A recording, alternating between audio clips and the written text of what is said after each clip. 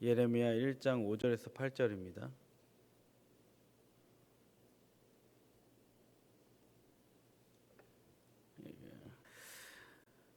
5절에서 8절을 우리 한 목소리로 같이 합독하겠습니다. 시작. 내가 너를 모태에 짓기 전에 너를 알았고 내가 배에서 나오기 전에 너를 성별하였고 너를 여러 나라의 선지자로 세웠노라 하시기로 내가 이르되 슬프도소이다. 주 여호와여 보소서 나는 아이라 말할 줄을 알지 못하나이다 하니 여호와께서 내게 이르시되 너는 아이라 말하지 말고 내가 너를 누구에게 보내든지 너는 가며 내가 내게 무엇을 명령하든지 너는 말할지니라. 너는 그들 때문에 두려워하지 말라. 내가 너와 함께하여 너를 구원하리라. 나 여호와의 말이니라 하시고. 아멘. 오늘 이 새벽에는 절망의 땅에서 소망을 향하여 라는 제목으로 하나님 말씀을 전하겠습니다. 그리고 부제로는 어린아이라 하지 말라, 어린아이라 하지 말라라는 제목으로 전하겠습니다. 여러분, 오늘부터 8월 말경까지 예레미야서를 새벽에 우리가 보겠습니다. 구약 성서에는 17권의 그 선지서가 있습니다. 그 중에서 처음 5권이 이사야, 예레미야, 예레미야가 에스겔, 다니엘을 이 대선지서라고 합니다. 소선지서는 호세아에서 시작해서 말라기까지가 17권인데 이 소선지서라고 하죠. 근데 왜 대선지서, 소선지서로 구분하냐면 그 분량의 차이입니다. 그 예레미야 우리가 보게 되는데 52장으로 이루어졌죠. 이렇게 방대한 분량으로 볼 때 하나님이 하실 말씀이 많으셨던 것으로 볼 수 있습니다. 그리고 우리가 지난 그 9월 달쯤에 이 새벽 설교를 들을 때 이 예레미야서를 우리가 1장부터 52장까지 봤습니다.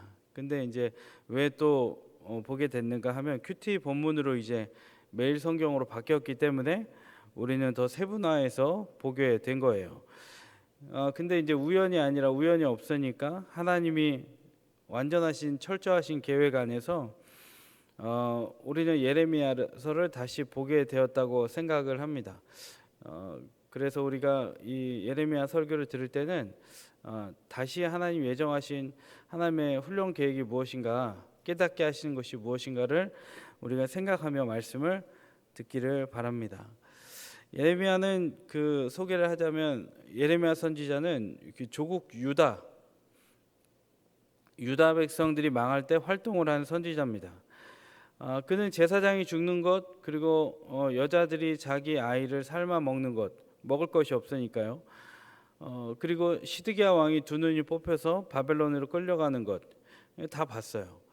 그는 결혼도 하지 않았습니다. 왜냐하면 하나님이 자녀도 두지 말라고 했고 결혼도 하지 말라고 했습니다. 그 이사야는 그 선지자로서 결혼을 했는데도 불구하고 예레미야는 하지 말라니까 하나님 저는 왜 안 됩니까? 라고 하지 않고 하나님 말씀은 순도 100%니까 그냥 다 따랐던 것이죠. 이렇게 충성된 선지자가 전하는 말씀은 당대 사람들의 귀를 거슬리게 했습니다. 왜냐하면 맨날 망한다, 회개해라, 돌아가라 그렇게 했으니까요. 회개하고 돌아가라는 외침은 몸이 건조한지 예나 지금이나 인기가 없었던, 그리고 없는 메시지 주제이기도 합니다. 귀 아픈 거는 듣기 싫은 거죠. 그리고 마음 아픈 것도 듣기 싫은 거죠. 그래서 예레미야서는 52장까지 가는 동안 20여 장에서 일단 한번 끝나지만 굉장히 힘든 여정이 될 수도 있다는 거예요. 근데 제가 몇 번 말씀드렸지만 구약 성경을 읽으면서 내가 단 한 번도 통곡하지 않았다 하는 것은 우리가 한번 신앙생활을 돌아봐야 되는 거예요. 그래서 예레미야서를 보면서 내가 통곡의 눈물이 흐르고 내 죄가 보이고 유다가 나고 그런 나에게 성경을 그렇게 적용할 때 눈물이 흐르는, 여러분 구약을 관통하는 역동적인 물줄기가 우리 안에 흘러가기를 간절히 소망합니다. 그 예레미야는 이렇게 환영받지 못하는 메시지를 전했어요. 근데 달콤한 메시지, 이렇게 어떤 삶의 처세, 좋은 일 있을 거야, 잘 될 거야 이렇게 얘기하는 메시지는 과거에도 지금도 참 인기가 좋은 것 같습니다. 그 거짓 선지자들은 당대에 이런 얘기를 했어요. 야, 우리가 포로로 끌려가지만 2, 3년 있으면 다시 돌아온다 이야기를 했어요. 여러분 군대도 갈 만한 거에 우리나라 같은 경우에는 이유가 뭡니까? 2, 3년 안에 제대했기 때문에. 근데 뭐 북한 같은 경우에 7년, 10년 막 그렇게 하지 않습니까? 근데 똑같은 말을 했던 거예요. 거짓 선지자들이 2년, 3년이면 돌아온다. 근데 예레미야는 하나님께 받은 말씀이잖아요. 25장, 29장에서 바벨론 포로로 끌려가서 70년 동안 있을 거다. 그러니까 어떤 걸 더 선호하겠습니까? 가벼운 거, 라이트한 거, 부담 없는 거 좋아하지 않습니까? 설교도 그렇잖아요. 부담 없는 설교, 재밌는 설교, 그런 거 좋아하지 않습니까? 그러니까 예레미야는 당대에 인기가 없고 70년 동안 포로로 끌려간다 그러니까 자국민들한테 늘 들었던 말은 나라 팔아먹는 거 아니냐, 매국노 아니냐, 이런 얘기만 듣는 예레미야의 오늘 현실에 그가 밟고 있는 땅이 그랬다는 거예요. 또 예레미야 개인적으로 보면 예레미야의 가문은 제사장 집안이었어요. 한마디로 괜찮은 뼈대를 갖고 있었어요. 근데 실상을 보면 망한 가문이었습니다. 왜냐하면 1절에 보면 아나도시라고 나오잖아요. 그들이 살던 땅이 아나도시예요. 그 예레미야의 고향도 아나도시예요. 그의 선조인 아비아달도 아나도시 고향이에요. 근데 그가 아비아달, 그러니까 그의 선조인 아비아달이 아도니아를 왕으로 세우려고 이렇게 음모에 가담했어요. 근데 이제 이 일로 위험을 사서 솔로몬 왕으로부터 대제사장의 지위를 박탈당했습니다. 그러니까 추방당해서 다시 고향으로 돌아오고 귀향을 하게 된 거죠. 그러니까 지금 예레미야가 오늘 복음을 선포하고 부르심을 받는 장면이 오늘인데, 부르심을 받는 장면이 굉장히 아름답기보다는 그의 처절한 아스돗의 실패한 땅, 조상대대로 실패한 땅에, 그 땅에서 척박한 땅에서 오늘 하나님은 예레미야를 부르고 있다는 거예요. 자, 이제 말씀을 우리 한번 보도록 하겠습니다. 이 말씀을 보면서 서론격인 예레미야 1장의 말씀을 보면서 하나님은 우리들에게 어떤 말씀을 주시는지 우리가 말씀을 보도록 하겠습니다. 예레미야 1장 2절입니다. 이 말씀은 2절은 같이 읽겠습니다. 시작. 아몬의 아들 유다 왕 요시야가 다스린 지 13년 만에 여호와의 말씀이 예레미야에게 임하였고, 예레미야에게 여호와의 말씀이 임한다고 하죠. 근데 여호와의 말씀이 임하는 그 자리는 어디입니까? 어디요? 어느 땅이에요? 땅 이름이 뭐였죠? 실패한 땅이잖아요. 어찌 보면 저주한 땅, 저주받은 땅, 어려움이 많은 땅이에요. 여호와의 말씀이 임한 땅은, 그가 있는 그 자리는 실패한 아나도 땅에 있다라는 거예요. 여러분, 이 땅에 사는 사람들을 볼 때, 이 아나도 땅에 사는 사람을 볼 때 어떻겠습니까? 가까이 하기 힘들죠. 실패한 사람들 한번 보세요. 우리가 가까이 하기 힘들어요. 유대 땅을 향해서는 사마리아 땅을 통과해야 되는데 그 땅을 지나가지 않습니다. 왜냐하면 저주받은 땅이라 그래서 지나가지 않았어요. 우리의 삶을 보더라도 우리 주변에 있는 사람들, 우리 주변에 있는 가끔 실패하는 사람들이 있죠. 사업이나 금전적으로 여러분 주변에 망한 사람들 있잖아요. 친구들 있잖아요. 지인들 있잖아요. 그 망한 사람들이, 돈이 궁색한 사람들이 전화가 오면 어떻죠? 여러분, 그 전화 받기가 부담스러워요. 왜냐하면 돈 얘기할까 봐. 부담스러워서 멀리하는 거예요. 오늘 아나도 땅에 있는 예레미야도 마찬가지였던 거예요. 사람들은 굉장히 부담스러워서 멀리하고 싶었던 거예요. 그리고 그가 선지자로 복음을 전할 때에도 사람들은 멀리하고 싶어했던 그런 현장 가운데 있었어요. 그런데 여러분, 화재가 나면 민간인들은 대피를 하죠. 불과 반대 방향으로 도망갑니다. 근데 소방관은 어떻죠? 불 속으로 뛰어들어가는 거예요. 하나님이 그런 거예요. 하나님 소방관 같은 거예요. 하나님은 오늘 불 속에 있는, 아나돗에 있는 실패한 땅에 있는 그런 예레미야에게 친히 찾아가셨다는 거예요. 우리 하나님은 어떤 하나님입니까? 실패하고 어둡고 암담한 미래 가운데 찾아오시는 하나님이신 줄 믿습니다. 누가복음 5장에도 예수님은 게네사렛 호숫가에서 말씀을 전하세요. 근데 그때 예수님은 어부들이 그물을 씻는 모습을 보셨어요. 근데 이내 물고기 잡기에 실패한 어부들과 시몬에게 예수님은 찾아오십니다. 그리고 예수님 뭐라고 말씀하시죠? 말씀을 가르치신 이후에 깊은 데로 가서 그물을 내리라고 합니다. 여러분 이거 사역의 순서를 우리가 정확히 알아야 돼요. 예수님이 불러갖고 무조건 가라 그러지 않았어요. 예수님은 곁에 그 육지에서 배에서 살짝 띄어서 배를 살짝 육지에서 띄어서 사람들한테 가르치셨어요. 그리고 제자들한테 나타나셨어도 시몬과 어부들한테 말씀을 전하셨어요. 가르치시고 너희들이 깊은 곳에 가서 던지라 그랬어요. 우리 마찬가지예요. 사역도 할 때는 마찬가지예요. 전도를 하건 아니면 찬양 인도를 하건 성가대를 하건 찬양대를 하건 여러분 뭐 선교를 나가건 봉사를 활동을 나가건 먼저 해야 되는 것이 무엇입니까? 말씀과 기도와 양육이라는 거예요. 그것 없이 사역하면 하나님의 말씀에 어긋나는 거예요. 그러니까 여기서 우리는 사역의 원리 순서를 알아야 되는 거예요. 깊은 데로 가서 고기를 잡기 전에 먼저 하나님께 양육받는 우리 교회가 돼야 할 줄로 믿습니다. 그렇게 잘 해왔고 더 잘 해갈 줄로 믿습니다. 어쨌든 깊은 데로 가서 그물을 내리라고 했잖아요. 그 내립니다. 베드로가 말씀에 순종해서 그물을 내리니까 그물이 찢어질 정도로 됐죠. 그러니까 이렇게 뭐예요? 예수님은 실패한 자, 낙심한 자, 절망한 자에게 찾아가서 서슴없이 도와주시는 분이라는 거예요. 예레미야도 마찬가지입니다. 우린 배경을 지금 보고 있는 거예요. 예레미야 52장까지 여행을 하려면 배경을 먼저 알아야지 다 이해가 됩니다. 예레미야도 할아버지는 역적이었고 아버지는 무명의 제사장이었고 예레미야 본인은 이사야처럼 왕궁에 있지도 못하고 귀양지 아나돗에 머무른 현저히 비교되는 신세였던 거예요. 그러나 그곳에서 하나님은 예레미야를 불러 일으키신 줄 믿습니다. 낭망한 곳에서 절망한 곳에서 하나님은 구원의 손길을 펼쳐 주셨다는 거예요. 여러분 믿으십니까? 이런 일들이 지난주에 일어났고 예전에도 일어났어요. 근데 제가 겪은 거는 며칠 전의 일이죠. 여러분 우리 교회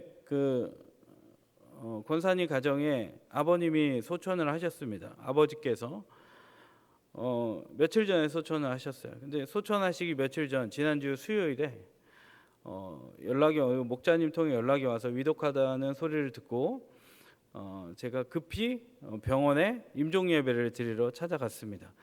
어르신은 호흡기를 의지한 채로 병상에 누워서 간신히 옅은 숨을 이어가고 계셨어요. 같이 간 저희들과 그 권사님은 같이 찬송을 부르고 복음을 전했습니다. 간단히 기도하고 나올 생각은 하지도 않았습니다. 꼭 복음이 있어야 되기 때문에요.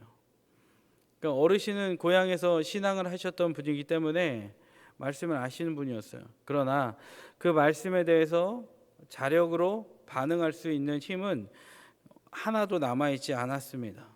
눈도 못 뜨셨으니까요. 그럼에도 어르신은 말씀이 전해질 때마다 아멘으로 반응하셨어요. 근데 아멘의 발음이 정확하지 않았죠. 아멘이 신음으로 바뀌어 나왔어요. 그러면서 따라하시면서 기도하셨어요. 복음의 메시지와 같이 아버님 저 지금 따라해 주세요. 저는 죄인입니다. 저는 죽을 수밖에 없는 죄인입니다. 그러나 예수님이 저 대신 십자가에 못 박히심으로 말미암아 죄와 사망의 저주는 끊어졌고 저는 구원받았습니다. 저는 이제 천국에 갈 것을 믿습니다. 다 고백했어요. 그때 아버님이 어떻게 하셨냐면 다 신음으로 따라하셨어요. 그리고 따라하지 못할 때는 제가 아멘 그렇게 하면서 한 번 더 따라하게 했어요. 그때 다 따라하시는 거예요. 눈까지 뜨고 싶어 하시더라고요. 그리고 팔까지 움직이고 막 그러셨어요. 일어나고 싶어 하신 거예요.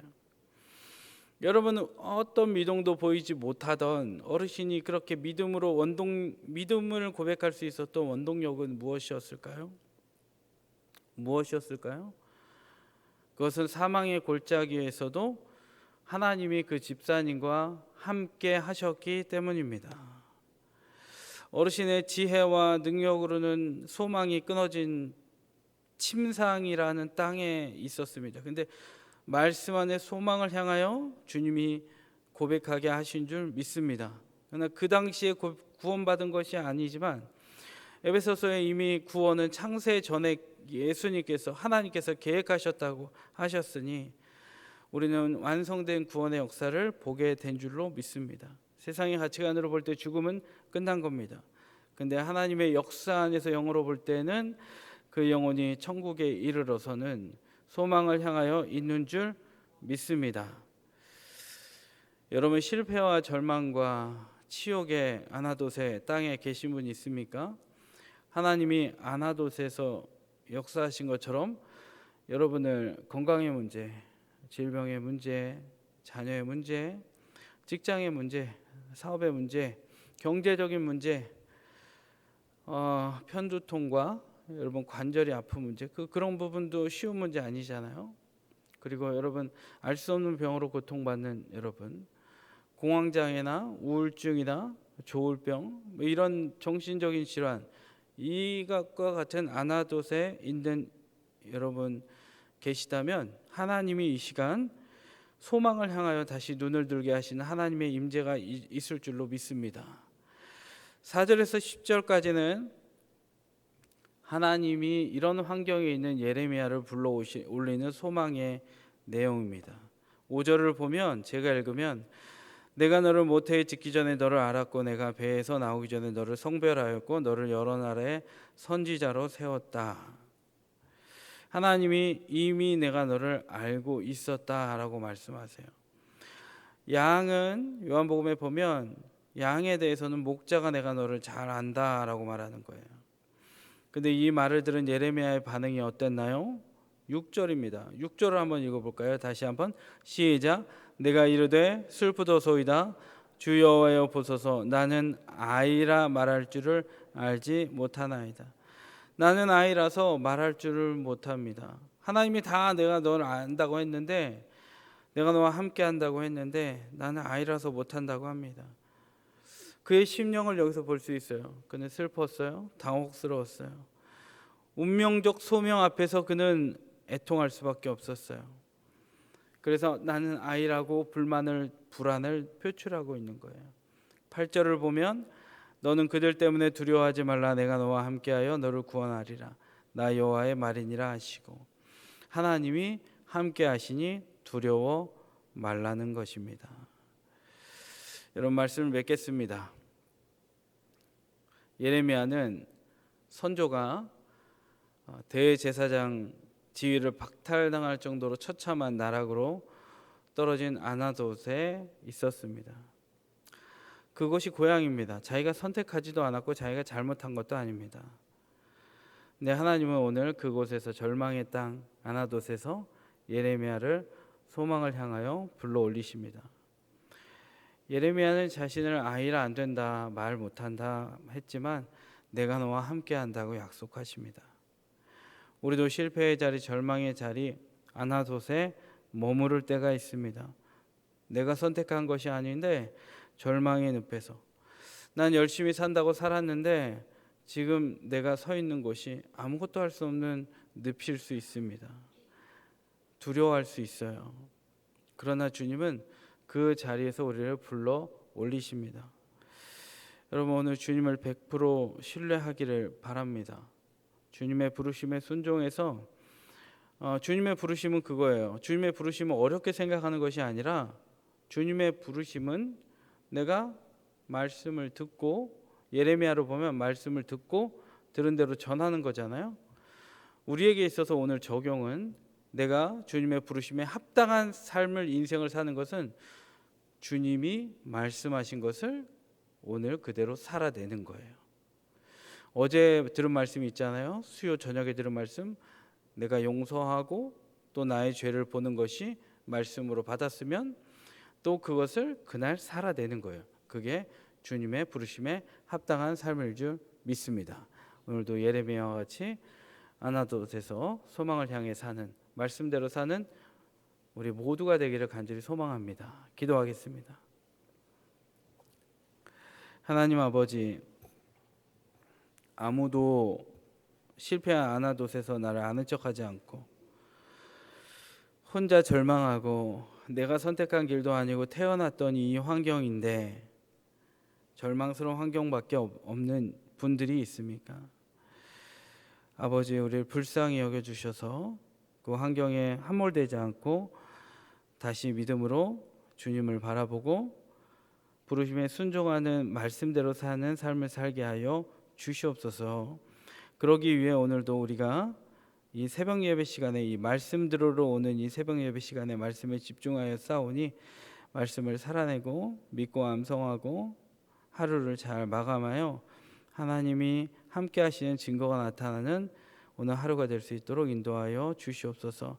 하나님 앞에 귀한 예물을 드렸사오니 하나님 홀로 영광 받아 주시옵고 성도의 궁핍한 삶, 또 넉넉하여도 사치 않는 삶, 절제하는 삶을 허락하여 주셔서 아버지 주님이 축복하시는 재정의 삶을 살 수 있도록 인도하여 주시옵소서. 하나님께서 우리의 삶을 인도하시고 소망을 향하여 나아가게 붙들어 주실 줄 믿고 예수님 이름으로 기도드립니다. 아멘.